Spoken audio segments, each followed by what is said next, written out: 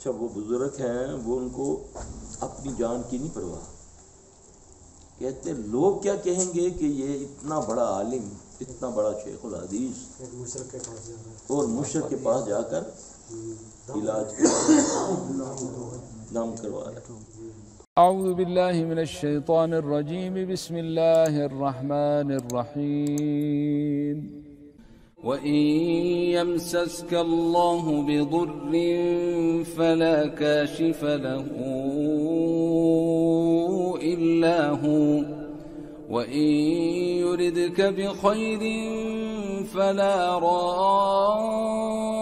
رَادَّ لِفَضْلِهِ يُصِيبُ بِهِ مَن يَشَاءُ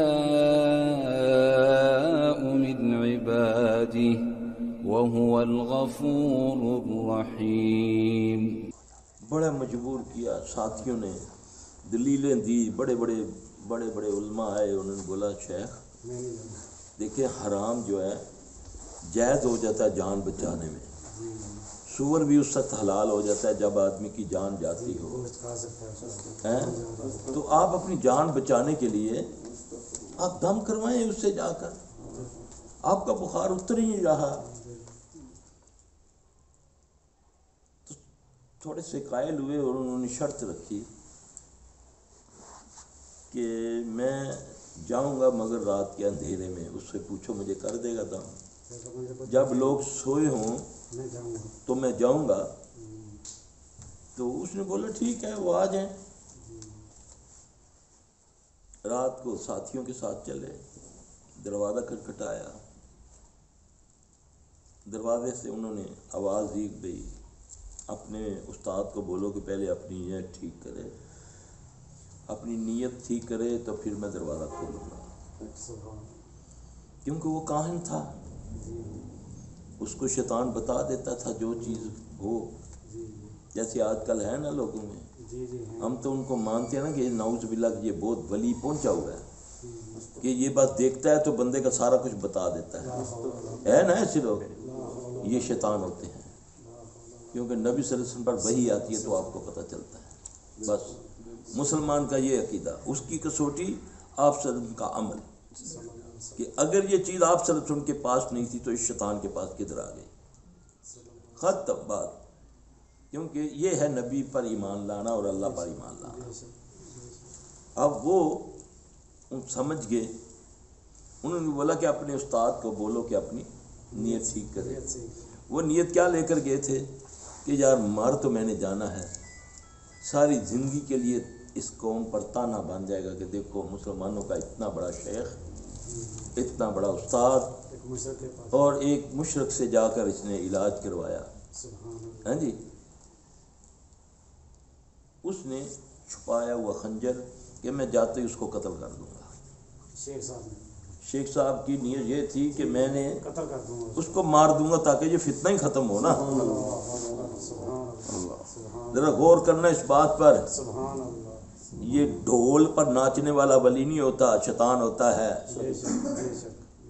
یہ دبالے ڈالنے والے ولی نہیں ہوتے، نہ اللہ نے ولیوں کا، اللہ نے قرآن میں جو ذکر فرمایا ان کے کردار کی بات کی، ان کے لباس کی بات نہیں کی کہ 2 مالے گلے میں لٹکا لے، 10 انگوٹھیاں پہن لے، سار کے بال منڈوانے بند کر دے، جوئیں پڑ جائیں، بدبو آئے تو وہ ولی نعوذ باللہ بن سکتا ہے۔ صفائی تو نصف ایمان ہے اسلام کے اندر، ایک وقت کا وضو دوسرے وقت پہ نہ کرو تو تمہاری نماز ہی نہیں ہو سکتی۔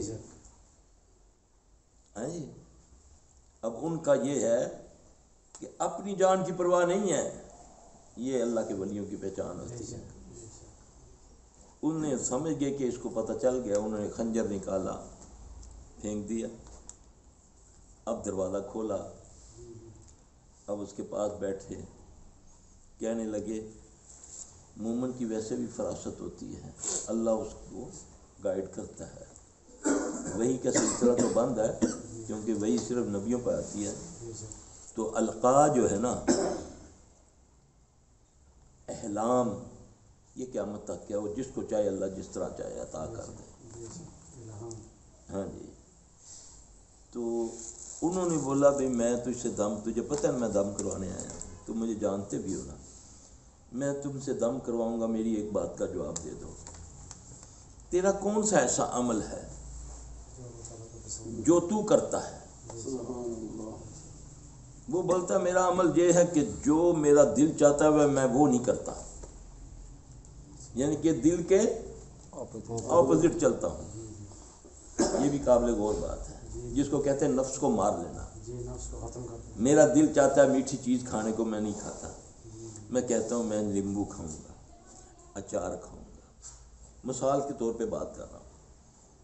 اب وہ مومن تھے، ایمان والے تھے، اللہ ان کی نیت کو جانتا تھا۔ پھر کیونکہ ہمارے عملوں کا دار و مدار نیت کے اوپر ہوتا ہے، اللہ جانتا تھا کہ یہ بندہ میرے لیے کتنا تڑپ رہا ہے، پھر اللہ نے کس کی مدد کرنی تھی؟ اس کی جو اللہ کے لیے ہوتا ہے۔ اللہ اس کی پھر زبان بن جاتا ہے، اس کی آنکھ بن جاتا ہے۔ بولتے ہیں اپنا عمل بتاؤ، تیرا عمل کیا ہے، پھر میں تم سے دم کرواؤں گا۔ وہ کہتا ہے کہ میں ہر وہ کام کرتا ہوں جو میرے دل سے اختلاف کرتا ہے۔ تو انہوں نے بولا کہ اچھا میں تجھ کو اسلام کی دعوت دیتا ہوں، کلمہ پڑھو، کرو انکار۔ سمجھ آئی آپ کو؟ اس کو بولتا ہے پھر تیز اپوزٹ چلتا ہے نا دل کے، تو میں تمہیں کہتا ہوں لا الہ الا اللہ محمد رسول اللہ پڑھ لو۔ چونکا ایک دم جھٹکا لگا اس کو۔ اللہ اس کو بھی ہدایت دینا چاہتا تھا، اور جو ذریعہ اس نے بنایا تھا اس ذریعہ سے دینا پہنچنا تھا، کیونکہ ہدایت کسی کے پاس نہیں۔ اللہ قرآن میں فرماتا ہے انک لا تہدی من احببت ولکن اللہ یہدی من یشاء۔ اے نبی صلی اللہ علیہ وسلم، ہدایت تیرے پاس نہیں، ہدایت میرے پاس ہے، میں جسے چاہوں ہدایت۔ یہاں تو ہم کہتے ہیں نا نگاہ مرد مومن سے بدل جاتی ہیں تقدیر۔ نبی سے بڑھ کر مومن کائنات میں کوئی نہیں۔ کیا آپ کی کفار پر نگاہ تھی کہ نہیں؟ اپنے رشتوں پر نگاہ تھی کہ نہیں؟ جس کو اللہ نے چاہا اس کو ہدایت دی۔ صحیح نا؟ ہاں، یہ ایمان ہے۔ دعائے مرد مومن سے بدل جاتی، دعائے مرد مومن، دعا سے تقدیر بدل جاتی ہے، دعائے مرد مومن سے بدل جاتی ہیں تقدیر۔ اب وہ بندہ میری بات رک جائے، ایک بندہ ان کو وہ دعوت دیتے ہیں کہ پھر تو اسلام لے آ۔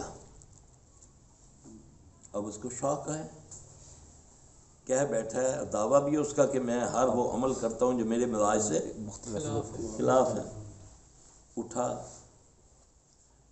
گیا اندر جا کر غسل کیا، دوسرے کپڑے پہن کے آ کر کہتا ہے اب مجھے کلمہ پڑھائیں۔ انہوں نے کلمہ پڑھایا، ان کا بخار بھی اتر گیا، وہ بھی مسلمان ہو گئے۔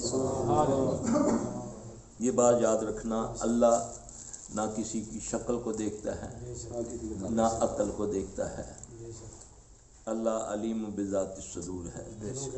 وہ دل سے چاہتا ہے یہ کیا کہتا ہے، یہ کیوں کر رہا ہے۔ اس لیے نا ریاکاری کو نبی صلی اللہ علیہ وسلم نے چھوٹا شرک کہا ہے۔ تو ریا کیا ہے؟ ریا سوائے اللہ کے کوئی نہیں جانتا، کیونکہ یہ خالص دل کا فعل ہوتا ہے۔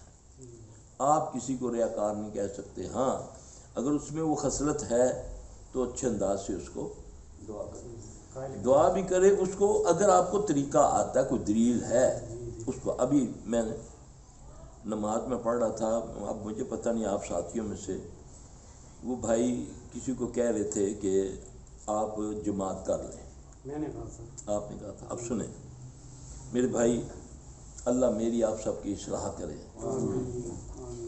بات اور رویہ اور لہجہ یہ بہت اثر رکھتا ہے دعوت میں۔ میں قرآن کی بات بھی کروں، اگر میرا لہجہ میرا رویہ غلط ہوگا تو وہ اثر نہیں کرتا، کیونکہ نبی صلی اللہ علیہ وسلم کو اللہ نے فرمایا ادعو الی سبیل ربک بالحکمۃ والموعظۃ الحسنہ، لوگوں کو بلاؤ دین کی طرف احسن، اچھے انداز سے۔